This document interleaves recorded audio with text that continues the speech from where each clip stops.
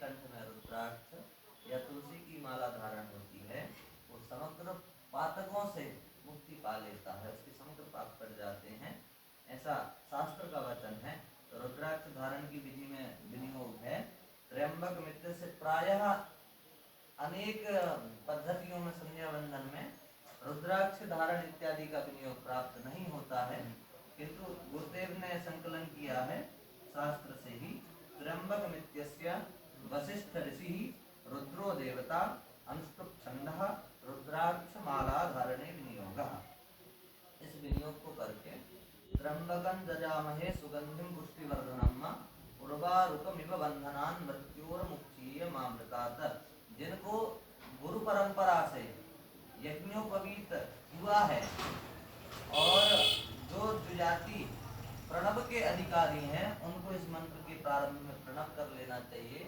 और जो द्विजाति है, जो सजातीय प्रणव के अधिकारी नहीं है, उनको ह्रीम का उच्चारण करके ह्रीम त्र्यंबकं दजामहे ऐसा पढ़ करके रुद्राक्ष धारण कर लेना चाहिए।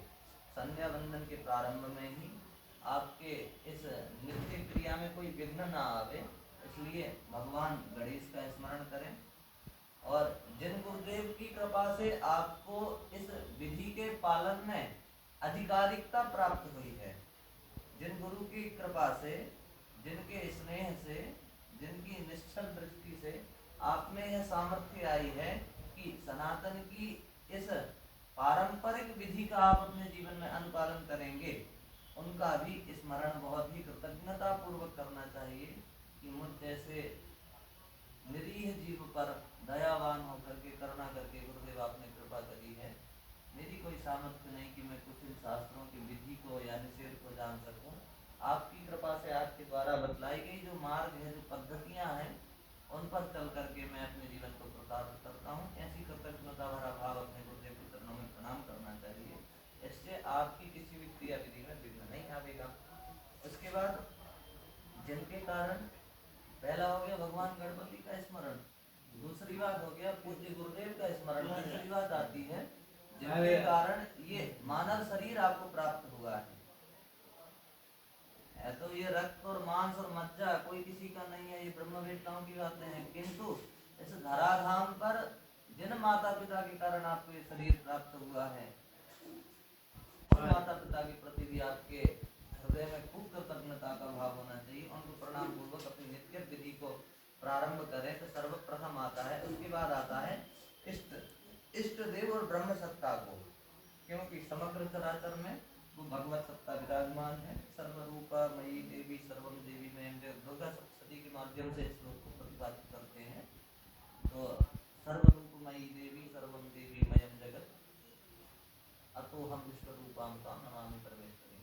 तो सभी रूप में भगवती है, सभी रूप में भगवान पर ब्रह्म की सत्या है, तो उसको प्रणाम करके और मैं शास्त्रीय विधि के पालन में संलग्न हुआ हूँ, आप सभी जन मेरे ऊपर कृपा करें। फिर आता है पवित्रीकरण। तो सर्वप्रथम बाह्य पवित्रता की अतीव आवश्यकता होती है। स्नान इत्यादि के माध्यम से आप शारीरिक मल को छुड़ा सकते हैं, किंतु जिस मल को आप देख ही नहीं पा रहे हैं, जैसे अपवित्र स्थान है, अपवित्र कोई किसी माध्यम से आपकी आसन पे किसी अस्पृश्य का स्पर्श हो गया है, जिसे नहीं छूना चाहिए था, उसने आपकी वस्त्र इत्यादियों को छू लिया है।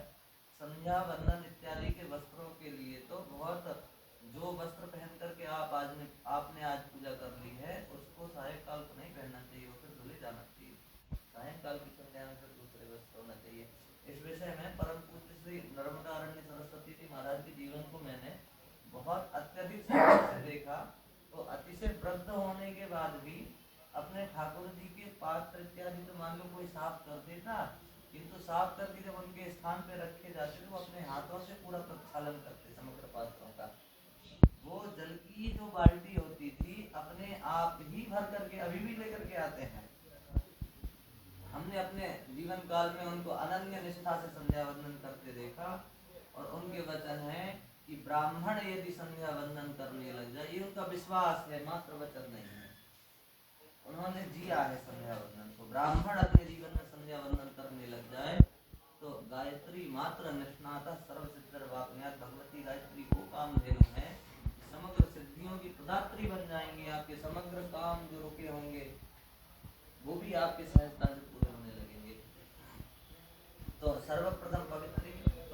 विनियोग है इसका अपवित्रः पवित्रो वा इति मंत्रस्य वामदेव ऋषिः विष्णुर्देवता गायत्री छंदः अंतःकरण बाह्यकरण पवित्र करणे विनियोगः। तो इसके साथ आप विनियोग कर लें। फिर नीचे लिखे मंत्र से ये जो मंत्र लिखा है अपवित्रः पवित्रो वा, वाम हाथ में जल ले लें और मृगी मुद्रा से उसे अपने ऊपर प्रोक्षण करना है। कुश इत्यादि से प्रोक्षण का विधान उत्कृष्ट है, कुशा से भी प्रोक्षण करना चाहिए। तो अपवित्रः पवित्रो वा सर्वावस्थांगतोऽपि वा यः स्मरेत् पुंडरीकाक्षं सवायाभ्यन्तरः शुचिः। तो अपवित्रः पवित्रो वा का तात्पर्य मैं अपवित्र